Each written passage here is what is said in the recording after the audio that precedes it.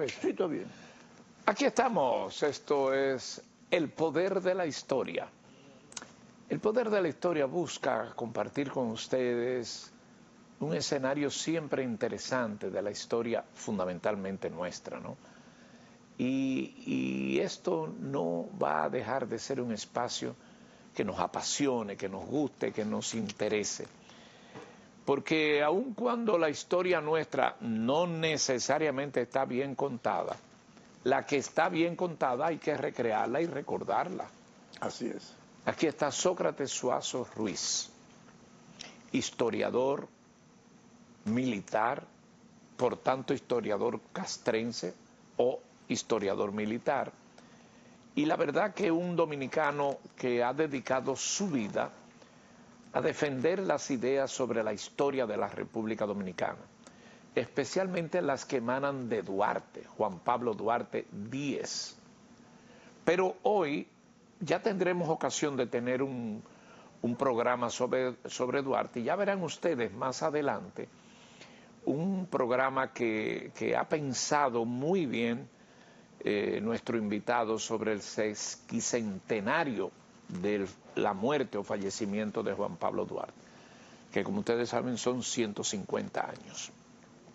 Pero hoy tenemos otro tema, hoy tenemos un grito, hoy tenemos el grito de Moca, que es muy interesante. Quiero saludarle y brindarle la ocasión de compartir este escenario con todos los televidentes. Muchísimas gracias de estar en tu espacio y en el espacio de todos los que nos ven desde sus casas, en el país y fuera del país.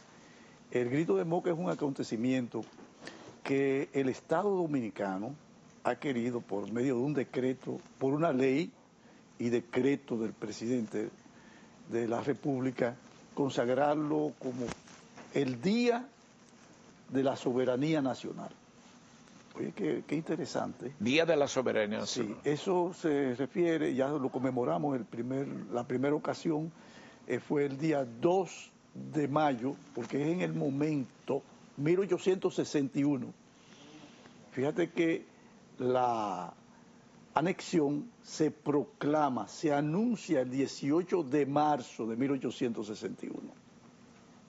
Frente a este despropósito del inconsulto caudillo. Es uno de los días más negros del país. Sí, indiscutiblemente, porque ya nosotros nos habíamos acostumbrado a vivir independiente y soberano. Desde el 1844, Correcto, con algunos días de altibajo, pero sí, nunca firmándose una anexión a España, sí, a otro país. ¿Qué es lo que va a desaparecer con lo que se llama la proclamación de la anexión, el 18 de marzo? Desaparece la república, sí, esa construcción, esa organización del Estado Dominicano.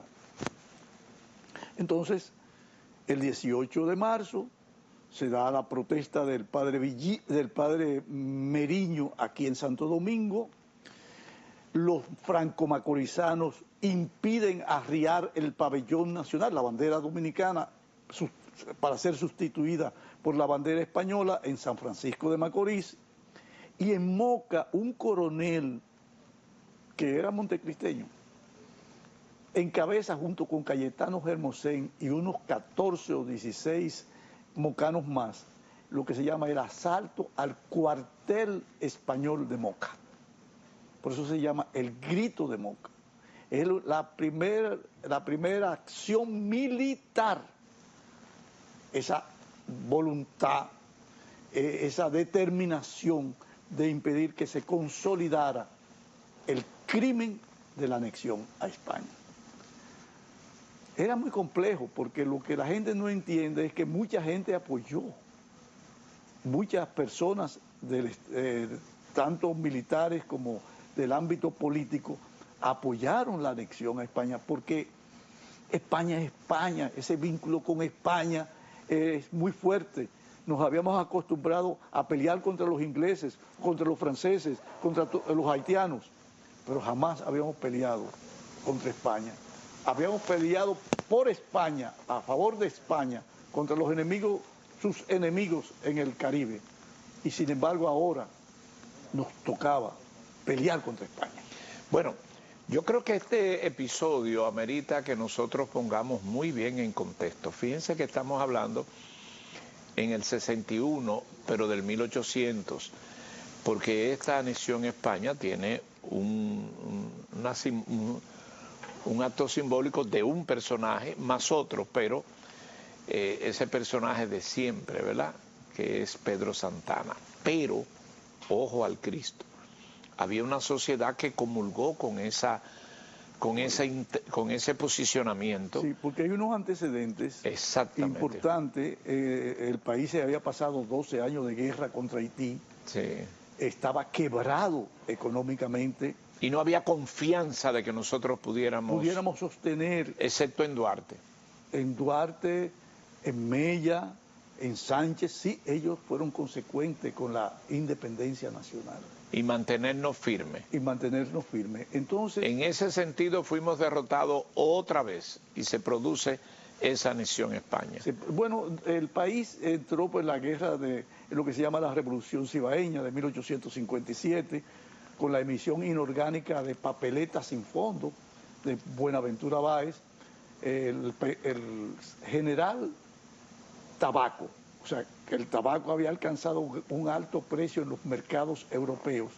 Y esa moneda fuerte que entraba sobre todo de Alemania era captada por el gobierno de Báez y sustituida por papeletas inorgánicas. Sí. Los herones del Cibao, de los campesinos cibaeños, estaban llenas de papeletas, pero no servían para comprar nada. Entonces, en esa guerra fratricida de la Revolución Cibaeña, estamos luchando los cibaeños contra la gente de Buenaventura Báez. Hasta que llega Pedro Santana, apoyando a los cibaeños, derrocamos a Báez y se impuso en el poder, no los liberales del Cibao, con Pedro Francisco Bonó, o Ulises Francisco Espaillá, u otros liberales, ideólogos de lo que sería la revolución restauradora. Entonces se impuso la dictadura de Santana, que se embarcó en el plan de anexión a España. Y tenía algunas razones. España ofreció villas y castillas.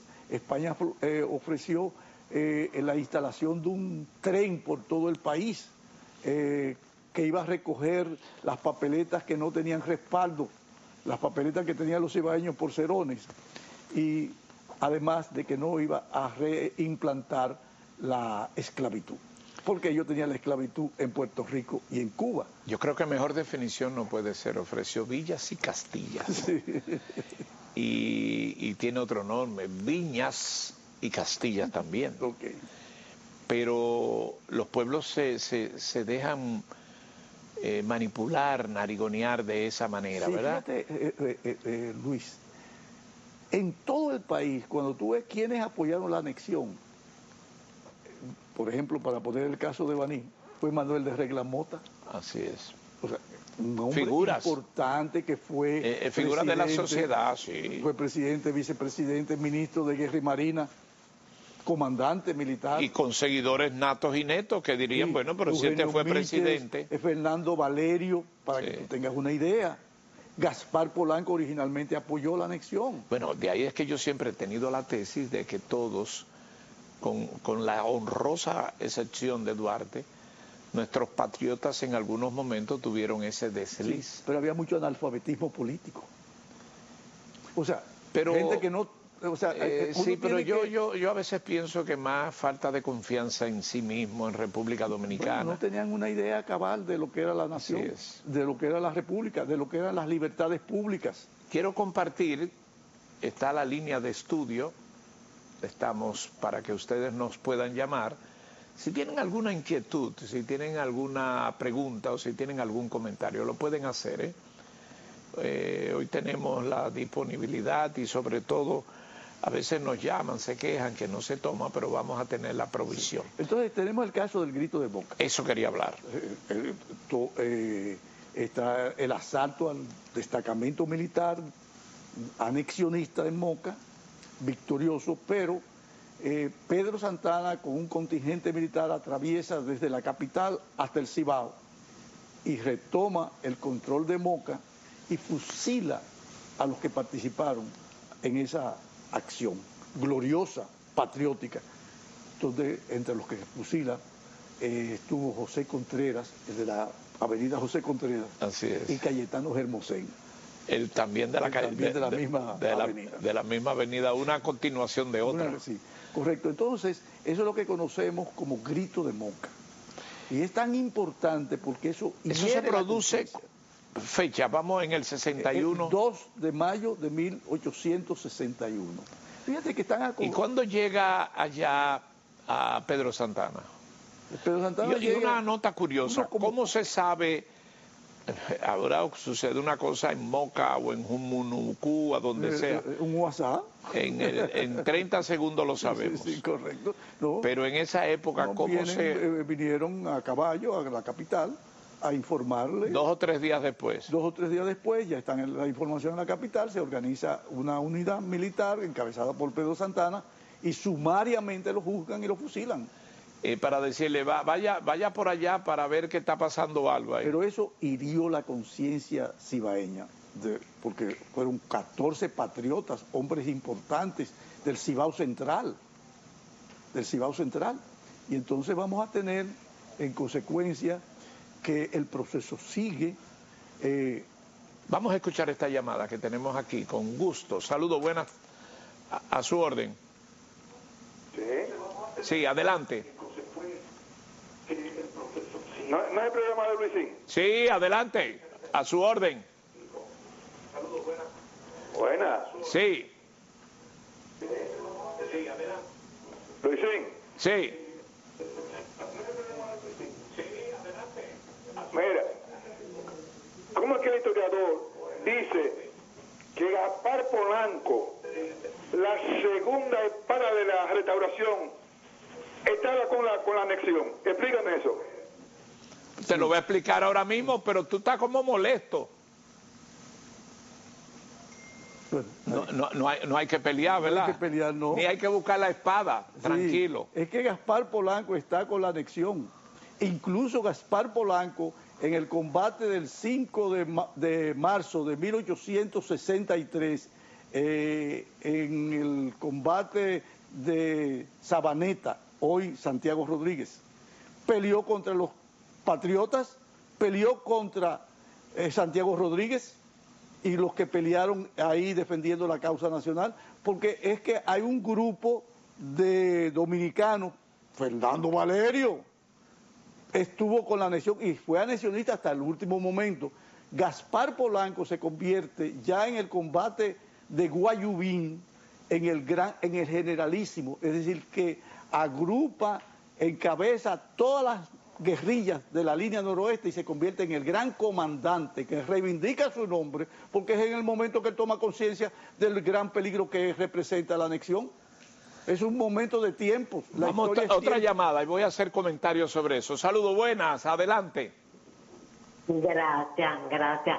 Buenas tardes, le decía que le felicitaba por este programa que es muy importante y nos enseña mucho al pueblo dominicano, que bastante falta le hace.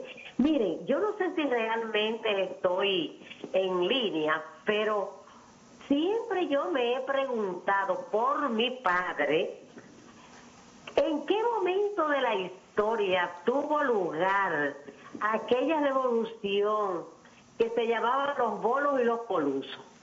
Ah, muy bien, ahora le vamos. ¿De dónde nos llama usted, señora? De Baní. Ah, Banileja. Oh. Usted está hablando con 2 vanilejos.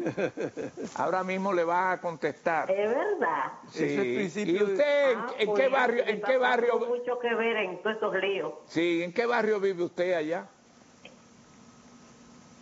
En Baní, estoy en mi finca, en Santana. Ah, en Santana, en la finca. Bueno. Usando el puente Lucas Díaz. Muy bien, muchas gracias. Es el principio del siglo XX, después de la muerte de Lilis y después de la toma del poder por Horacio Vázquez en 1903, después de Woz. Ocurrió la guerra. Correcto, y entonces se definió los partidarios de Juan Isidro Jiménez y los partidarios de Horacio Vázquez, los bodos y los coludos, haciendo alusión a los gallos de pelea, Bolo y Coluces. Y eso sí está documentado en la historia, de eso se habla un poco más, pero qué bueno que usted hace esa pregunta. Y con relación a la anterior, que estaba molesto, ojalá nos pueda llamar porque Gaspar Polanco no fue el único. No, Gaspar Polanco estuvo con la anexión a España. En buen español eso se llama traición, ¿eh? No, es una confusión política. Él no, déjame decirle lo siguiente, ¿quién es Gaspar Polanco?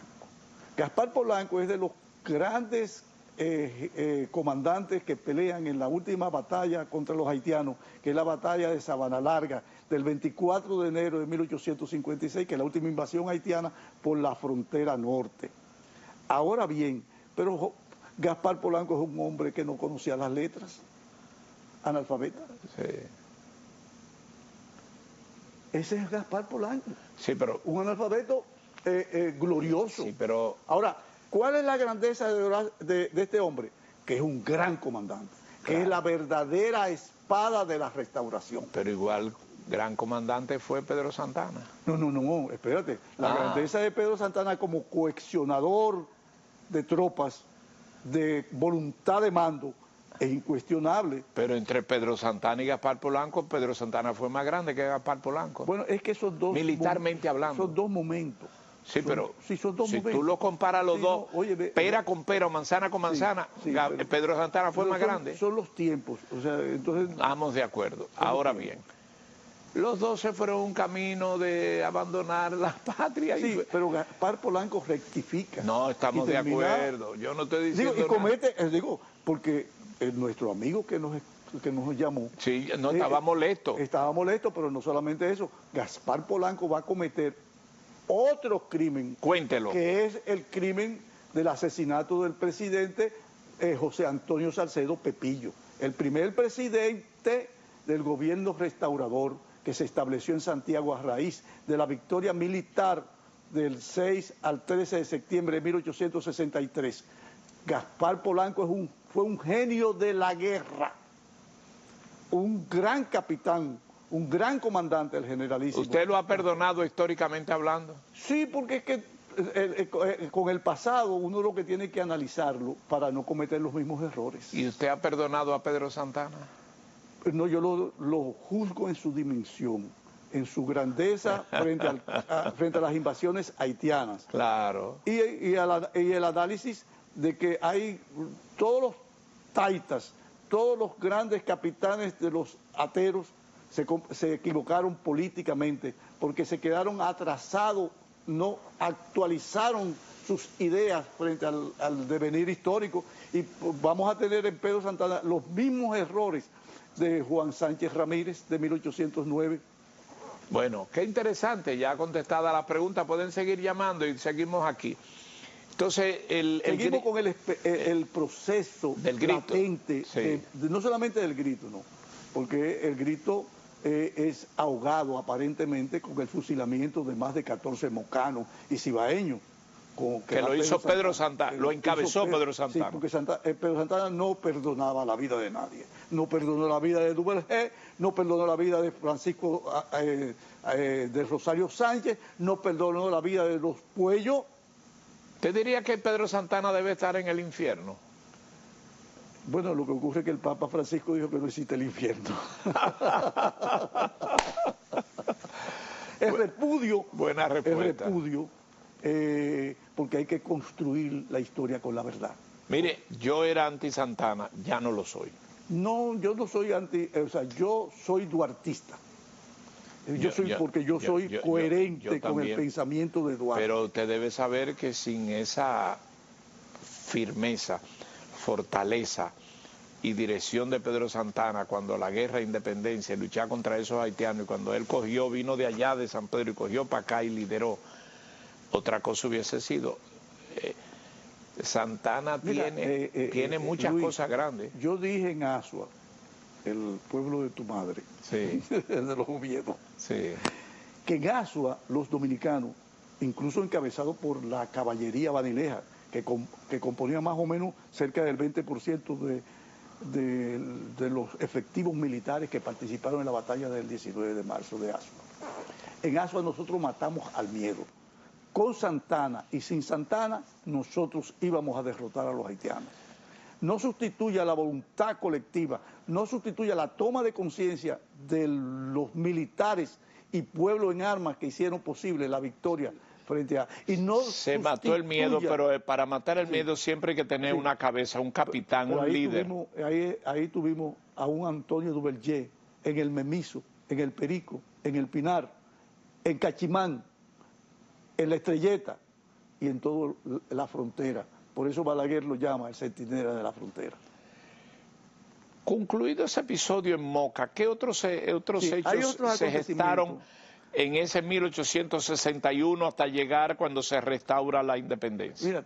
Fíjate, hay un hombre que es fundamental para entender lo que está pasando en el Cibao, porque la guerra restauradora es fundamentalmente una guerra cibaeña. A mi amigo Rafael Leonidas Pérez y Pérez no le gusta que diga yo esto, porque yo soy sureño, ¿verdad? Pero es una guerra fundamentalmente cibaeña, por el origen. El origen del tabaco, por la crisis, por la preponderancia de la región cibaeña, por el liderazgo de gente como José, de Benito Monción, de José Cabrera, de Santiago Rodríguez. ¿Tú sabes quién es el padre de la restauración? El general Santiago Rodríguez, el precursor de la guerra restauradora. Ahora, hay un hombre que se llama Ramón Matías Mella, que en 1860 le dice a Santana, denuncia los planes de la anexión. Y no solamente eso, sino que le dice, se reúne en el territorio haitiano con José Cabrera y con esa gente, y le dice cómo hacerle la guerra a los españoles, que era imperdonable que las tropas españolas estuvieran en Santiago, atravesando desde Puerto Plata hasta Santiago, sin hacerle la guerra de guerrilla que planteó Mella. Ahora, ¿qué va a ocurrir? Que de San Tomás va a llegar el inmenso y valiente Francisco de Rosario Sánchez, en la expedición aquella que entro por Haití, porque por otra parte no puedo, pero si alguien pretendiese mancillar mi nombre, decirle que soy la bandera dominicana. Ese Francisco de Rosario Sánchez, ¿tú sabes con quiénes viene Francisco de Rosario Sánchez? Con José María Cabral y Luna, el héroe de San Tomé. Viene con Pedro Alejandrino Pina, el trinitario más, Pedro Alejandrino Pina, el trinitario más leal a Duarte, junto con Juan Isidro Pérez. E indiscutiblemente viene con José Cabrera, el de la Loma de Cabrera, de Dajabón. Correcto. Vienen en 3 frentes. Y el que cae en Juan Santiago, en la sección de Juan Santiago, desde Hondo Valle, es la expedición encabezada por Francisco de Rosario Sánchez. Lo he herido ahí. Timoteo Gando, uno de los héroes de la guerra restauradora y héroe de la guerra de los 6 años contra Báez, le ofrece escapar en una mula y le dice no. Vamos a ver esta llamada para que continúe con esa escapada. Saludos, buenas. Antes de irnos a la pausa, adelante. Ok, muy bien. Buenas noches. Buenas. Sí. Ok, te quiero decir que el que están entrevistando ahora, el señor muy versado, sí, que nos aclare la situación de que aunque fuese en el gobierno de Buenaventura Báez, te habla de la papeleta sin valor con relación a Ulises Ferrol y mí. Muy bien, ¿de dónde tú nos llamas?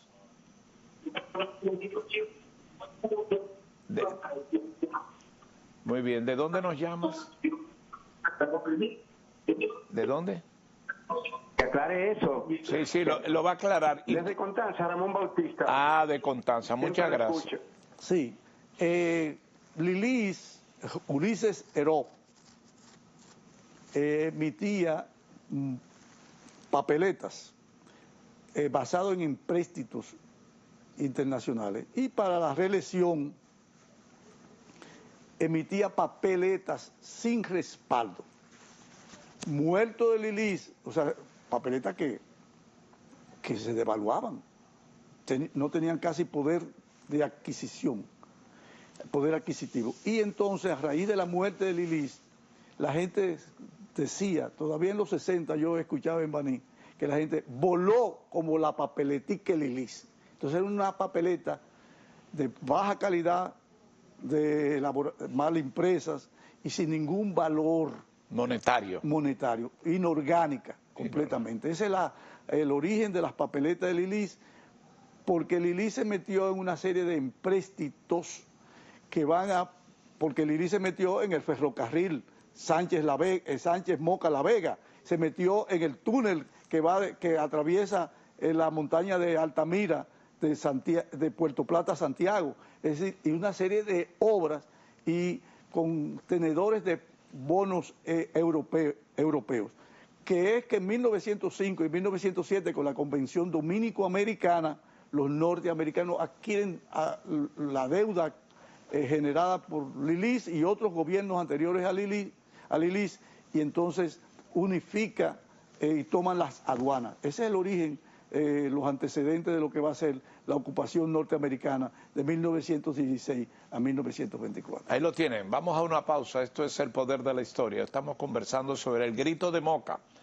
Estamos hablando de lo que aconteció en nuestro país en el año 1861.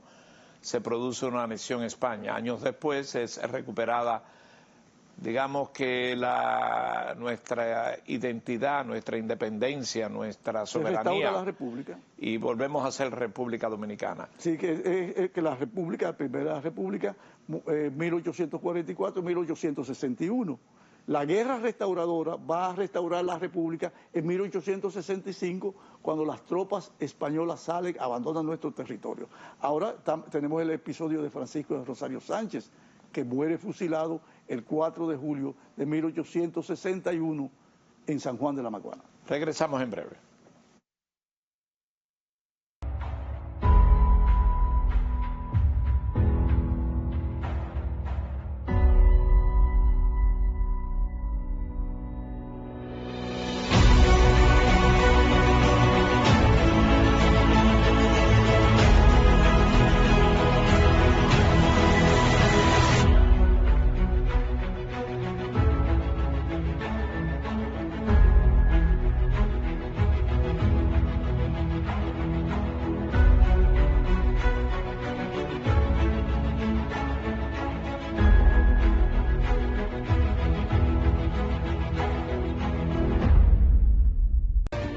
Resaltamos la manufactura dominicana con el sello que nos une, las manos que lo fabrican, la fuerza de la industria y el apoyo del consumidor, agregando valor a lo hecho en el país, ampliando y promoviendo la producción dominicana, colaborando con la creación de más y mejores empleos y posicionando la industria dominicana en los mercados internacionales. Hecho en República Dominicana. Antes, había lugares donde llegar era un reto, que el vehículo aguantara y que el camino no se hiciera eterno. Hoy, el gobierno de la República Dominicana sigue avanzando. Muchas obras ya están listas y las que vienen siguen cambiando el país. Porque una carretera es más que asfalto, varilla y cemento. Es trabajo, es oportunidad, es una promesa cumplida. Es llegar seguro, con vías bien iluminadas, asistencia 24/7 a través del 511 y obras que conectan comunidades, regiones y destinos. Menos vueltas, más tiempo donde quieres estar. Vías que cambian vidas. Gobierno de la República Dominicana. En cada amanecer dominicano hay manos que construyen el futuro.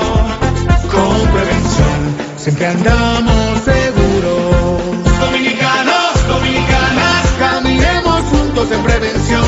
Cada jornada es una promesa de volver a salvo al hogar. El trabajador que sale temprano lucha fuerte por su familia. Con orgullo lleva su bandera siempre en el corazón. Y Dopril es prevención y protección para el trabajador. Si nos cuidamos entre todos, crece fuerte la nación. Y Dopril, el seguro de riesgos laborales de todos.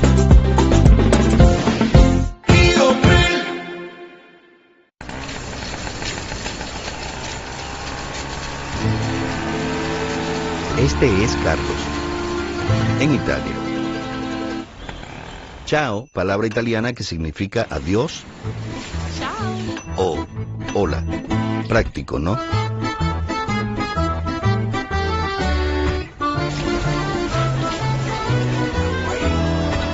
Su objetivo es viajar por todo el mundo, buscando los productos al mejor precio y la más alta calidad.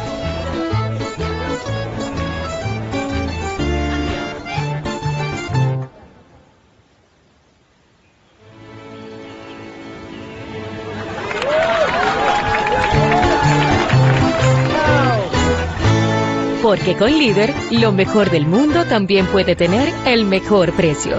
Líder, el precio más bajo, siempre.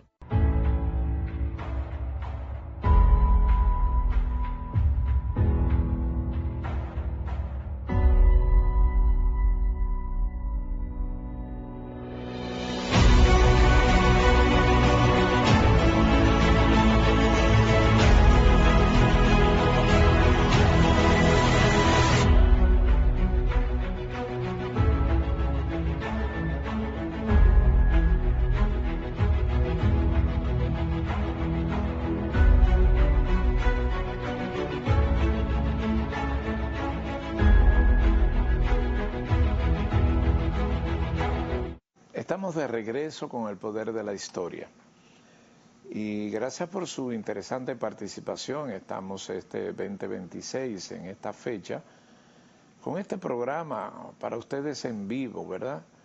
Y con su participación el director va a volver a colocar el teléfono para que, si es de su gusto, usted pueda participar con nuestro invitado Sócrates Suazo Ruiz y Suazo Ruiz. Y la verdad es que este historiador conserva una memoria prodigiosa y le podemos hacer cualquier tipo de pregunta. Hoy estamos concentrados en la época de la restauración de la República. Son los años que lindaron 61, 65. Pero miren qué interesante. El 61 y el 65 del 1800 es una historia de la nación de España, pero del 61 al 65 es una historia nunca vista en la República Dominicana. Del siglo XX dominicano. Es un periodo donde hubo un triunvirato siendo uno, sí, donde hubo un Consejo de Estado. No, y el gran acontecimiento es el ajusticiamiento de Trujillo. No, ahí voy, donde hubo todo eso que aconteció, gobiernos que no fueron gobiernos, consejos de Estado que no fueron de Estado, y triunviratos que no fueron. Pero por demás, 100 años después se produce el ajusticiamiento de Rafael Leonidas Trujillo Molina. Y en el 65 se produce la revuelta de abril. Que termina en guerra patria. Termina una guerra patria y esos periodos, cada 100 años se producen esos fueron años que estuvieron en el limbo. Sí, que estuvieron en el limbo, un vacío. Un vacío. Y si usted quiere saber si hubo vacío, yo le reto a cualquiera de ustedes que me digan quiénes fueron los presidentes y los que gobernaron en esos 4 años, y la gente no lo tiene bien. Porque la gente comienza a contabilizar mucho. En el 1930 es verdad que hubo esos 31 años de la dictadura de Trujillo. Y la gente comienza a contabilizar a partir de 1966, cuando finalmente primero de junio sí, entra el tema de Balaguer. Pero eso viene precedido de una serie de hechos.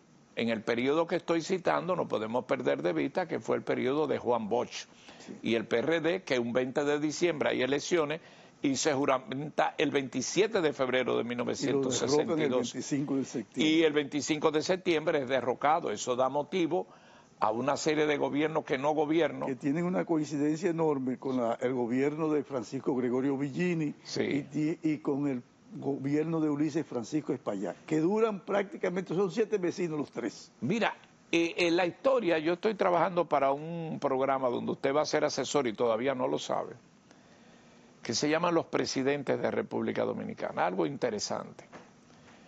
Pero citando estos hechos tan coincidentes, donde no está el azar de la historia, sino el azar del tiempo.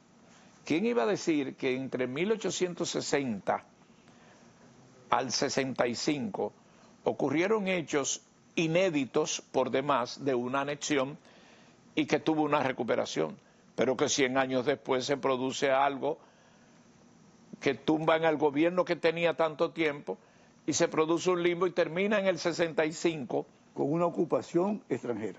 Con una ocupación extranjera que la hubo en el periodo de 100 años atrás. Correcto. Que terminó en una guerra patria. Juan Bosch llama a la revolución de la Restauración y a la revolución del 65 dos revoluciones burguesas inconclusas. Yo aspiro que en el 2060 no vaya a ocurrir algo similar y que se vaya a recuperar. No, yo quiero verla. No quiero que ocurra. Yo voy a ver el año 2061, pero no va a ocurrir eso. ¿Usted lo va a llegar a ver? Sí, nosotros vamos a verlo. O sea, estamos en el 26 y usted espera llegar. No, yo pienso dar el discurso del Bicentenario de la República en el 2044. Pero bueno, en esa etapa, interesante, previo al... Pueden llamarnos por teléfono y compartir con nosotros. Previo al 16 de agosto de 1863, que es el grito de Capotillo, estamos hablando de gritos. En el 1863. En el medio de estos 5 años. Correcto. Después del grito de Moca. Sí, se va a producir, todo el proceso se está dando en la frontera dominico-haitiana, la frontera norte. Está Gaspar todavía no ha entrado en el escenario Gaspar Polanco, pero está Benito Monción, Pedro Antonio Pimentel, Santiago Rodríguez, los Beliar, están una serie de hombres, Lucas Evangelista, Norberto Torres, que es el del Humo Patriótico. Entonces, estamos en la etapa, en lo que en términos militares se llama la etapa latente del conflicto. Todavía no estamos en la guerra, estamos en una etapa latente. Represión de las autoridades españolas, deserción de dominicanos que apoyaron la anexión, o sea, están convirtiéndose en patriotas, en retomar la fidelidad a la República, y se van pasando al grupo que está protestando y que ha reivindicado casi toda la línea noroeste. En esa situación va el gobernador español Manuel Buceta, más malo que Buceta, a la línea noroeste con un contingente militar reducido para aplacar los disturbios, y es barrido por las guerrillas fronteriza noroestana. De modo que ahí ya el conflicto va pasando de la etapa latente a la etapa ya de convulsión, porque se da el combate de Sabaneta, lo que hoy es el municipio cabecera de la provincia de Santiago Rodríguez, y en toda la línea los patriotas están tomando el territorio. De modo que lo que ocurre el 16 de agosto de 1863 es la decisión política y militar acaudillada por Santiago Rodríguez, Pepillo Salcedo, y ahí participa como simple teniente Gregorio Luperón. Para que ustedes vean cómo comienza la figura heroica de Luperón, de Gregorio Luperón, en ese episodio que es el grito de Capotillo, que lo enarbola. Sí, él no está en el grito. Pero el episodio lo enarbola al ascenso de una de las carreras más heroicas, porque no tuvo doblez. No, fue un patriota permanente. Sí, permanente. Tuvo una visión clara y radical, muy radical. Y guapo. Muy bravo. Y muy inteligente en el uso de la palabra. ¿Qué cultura, qué estudio tenía él? Gregorio Luperón fue un autodidacta genial, porque él en la finca de el señor Dubó, en las lomas de Jamao, que tenían aserradero, con los libros del señor Dubó en francés, se alfabetizó en francés. Entonces hablaba francés. Hablaba francés y hablaba, español.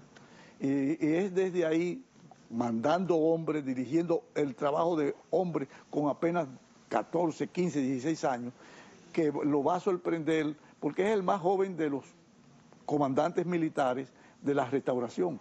Luperón nace en 1839. A pocos días de la proclamación de la República. Sí, a 5 días, cinco años después. antes de la proclamación. Era un niño. La primera batalla que gana Luperón es contra la pobreza en las calles de Puerto Plata, ayudando a su familia, a su madre, a la manutención de los hermanos menores que él. De modo que la dureza, la adversidad lo hace un hombre ejemplar. ¿Cómo identifica usted en este contexto de los héroes de la República a Antonio Duvergé? Antonio Duvergé es un prócer extraordinario, de una pureza ideológica, de una verticalidad y de un patriotismo inigualable. Antonio Duvergé es un hombre que está en el sitio que debe de estar, que es en el Panteón de la Patria, donde están los inmortales, y en el reconocimiento de los grandes soldados de la patria. ¿Tiene en su haber, además de lo que hizo su espada, algunas cosas que no se le han reconocido, algunos episodios que quedan rezagados en Duvergé? Sí, el respeto al poder civil legalmente constituido, al uso de la espada para defender, solamente desenvainarse, como lo digo, para defender la existencia del Estado independiente dominicano. O sea, en Duvergé tú no encuentras dobleces. Yo creo que es de los pocos que usted puede enarbolar esto, y la verdad es que es un verdadero acontecimiento hablar de Duvergé. Y es un soldado inteligente en el uso del suelo, en el uso de las posibilidades del campo de batalla. Yo quisiera entonces en ese tenor que podamos agregar otros elementos interesantes en ese periodo de 4 o 5 años que marcaron el desarrollo y el futuro del país. Bueno, volvamos a la restauración. Indiscutiblemente, el proceso, una vez proclamado, una vez que se proclama el grito de Capotillo, que tú sabes que el monumento de Capotillo es uno de los grandes monumentos que los dominicanos deben conocer, y que hay documentales que explican semióticamente, simbólicamente, qué representan las columnas, los peldaños. Así lo vamos a tener, y nos vamos a una breve pausa técnica para asuntos técnicos, y pendiente de tener ese documental del grito de Capotillo. Pausa.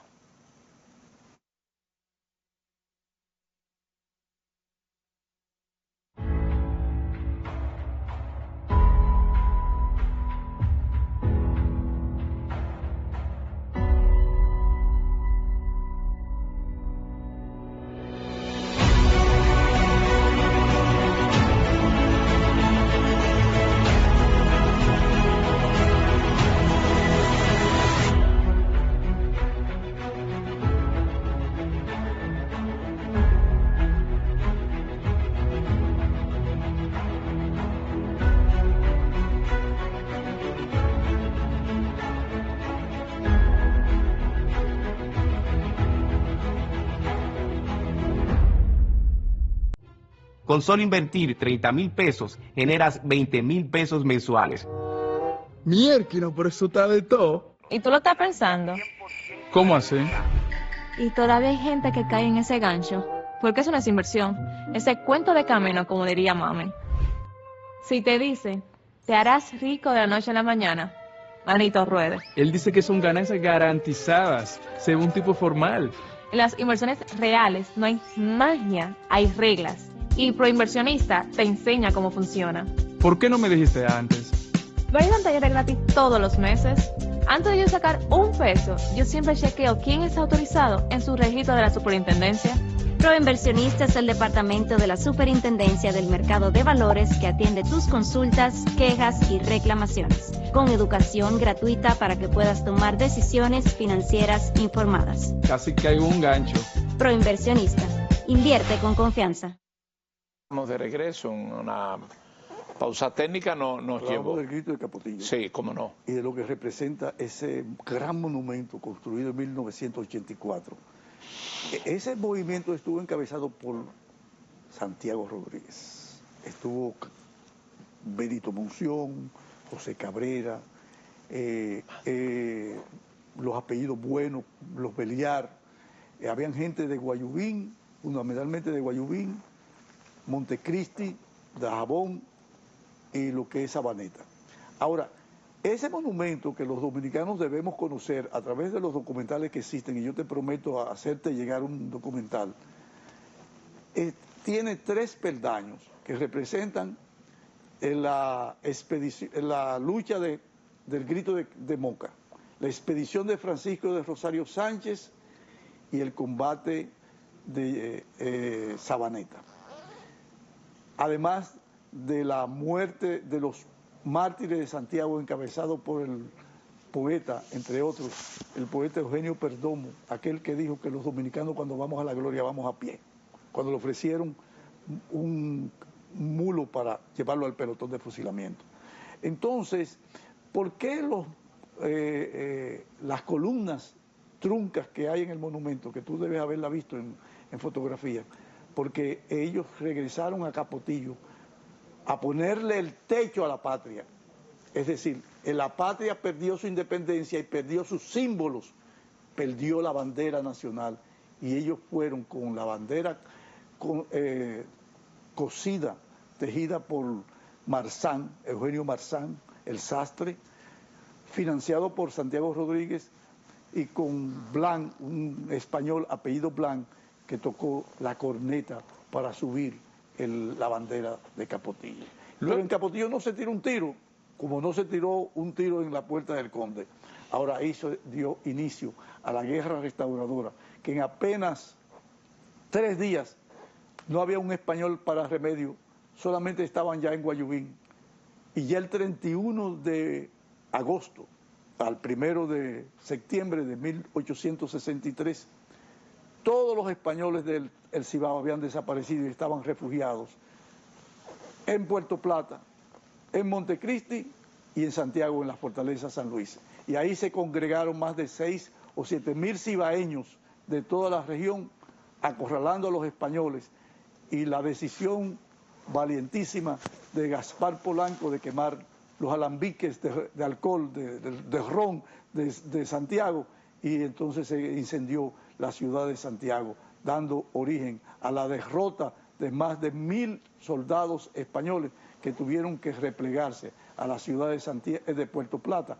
Y ahí entonces nace el día 14 el gobierno restaurador encabezado por Pepillo Salcedo. Y ahí ve la bandera española huyendo, la dominicana, una recreación un poco atropellada, pero real. Pero bueno, al fin de cuentas es un problema de aproximar a la gente a eso, al ambiente. Ahora se van a dar combates en el camino a Puerto Plata, en los Llanos de Pérez, en Altamira, los hombres de... ¿Qué tipo de armamento usaban para la ocasión? Habían fusiles de origen español, fusiles de origen francés, que suplieron los haitianos, el gobierno haitiano, que contribuyó con los restauradores, tanto como santuario, usando el territorio haitiano como santuario, como con cierto tipo de armamento. Además, compramos armas intercambiándolas con tabaco. Por eso le decimos el general tabaco. Yo pienso que es interesante que todas estas batallas, todos estos gritos, fíjense cómo existe el grito de Capotillo, fíjense cómo existe el grito de Moca, y otros episodios que fueron más que gritos, fueron alzadas, algunas sin tirar tiro, pero simbólicas, y otras ejecutorias, de lograr conquista y de recuperar terreno y de recuperar la nacionalidad. El liderazgo, como el mismo liderazgo de Gregorio Luperón, que llega a Santiago siendo un teniente con 40 o 50 hombres desde La Vega, y sale a los 7 días siendo general. A su juicio, ¿quién fue más grande, Antonio Duvergé o Gregorio Luperón? Es que cada quien en su escenario. ¿Pero cuál es más grande? No, porque es que como guerrero, Antonio Duvergé. Porque es que Gregorio Luperón es el soldado de la democracia. La grandeza de Gregorio Luperón, aparte de su participación en la guerra restauradora, Gregorio Luperón es mucho más grande como líder de la guerra de los 6 años contra los planes anexionistas de Baez, 1868-1874, con el telégrafo, la embarcación El Telégrafo, y además como árbitro de la democracia de los gobiernos del Partido Azul a partir de 1875, que impulsó al gobierno de Ulises Francisco Espaillá y los gobiernos del Partido Azul, aunque Gregorio Villini fue apoyado por Lilis. En ese caso, ese periodo que corre a partir de la restauración del 65 formalmente hasta el 1900, ¿cómo se manifiesta esa secuela de la anexión de España? No, ya desaparece, porque España es... la anexión a España... ¿Quedó alguna costumbre? Sí, claro que sí. Nosotros no hemos abandonado las costumbres españolas. No, para pensar nada. Que los españoles fueron dotados a sí mismos por los árabes. Correcto, pero... los árabes fue a España y España sí, después comenzó a invadir. Antes que los árabes... supuestamente a colonizar. El imperio romano. Sí. Nosotros somos fundamentalmente, los españoles somos fundamentalmente romanos. Tenemos esa influencia. La lengua es una construcción importante, como es importante la lengua para la nación dominicana y para toda Hispanoamérica. De modo que la Segunda República, que es de lo que se trata, a partir de 1865, hay una gran inestabilidad política, problemas económicos y muchos conflictos de guerra intestina. Y aparece finalmente cuando es apartado del escenario Gregorio Luperón, aparece el discípulo de Luperón, un mal discípulo, que es Ulises Heró Lilis. Alias Lilis. Alias Lilis, que termina con una satrapía gravísima, muerto en 1899 por los mocanos. Asesinado. Bueno, se llama magnicidio porque es la muerte de un presidente. De un presidente. Y ahí termina un periodo muy difícil. Y lo mataron, por no llevarse. Por no llevarse, pero yo pienso que... Él iba a morir así. Iba a morir así. Bueno. Decían que tenía muchas mujeres. Bueno, sí. Decían que era supersticioso. Muy supersticioso, pero con los pies en la tierra. Lilis, muy sabio. Sí, muy inteligente. Muy inteligente. Tiene un anecdotario formidable, como aquel... Sus raíces de sangre... Haitiana. Lilis no tiene una gota de sangre dominicana. Pero hay dos cosas que salen de la restauración. Como tú conoces... Pero se considera el dominicano más grande. De José Trujillo Valdés, ¿verdad? Que sí. Es hijo de Trujillo Monagas. Está el caso de Balaguer. Que es Monagas. Balaguer, que es nieto de un teniente Balaguer de la ocupación española. Y cuando tuvo que irse para Cuba... se fue para Puerto Rico y se llevó una haitianita, apellido Lespierre, de ahí el nombre Joaquín Balaguer Lespierre. ¿Y tiene sangre haitiana Balaguer? Sí, a través de los ¿Y quién le dice eso en balaguerista? No, pero es que... ahí se nos terminó el tiempo. La madre de Balaguer, doña Celia Ricardo, es Ricardo Heró. Aquí hay mucha gente que tienen algo de Haití y no lo quieren aceptar. Se terminó el tiempo, el poder de la historia. Gracias, don Sócrates Suazo Ruiz, qué interesante conversación. Nos vemos en la próxima.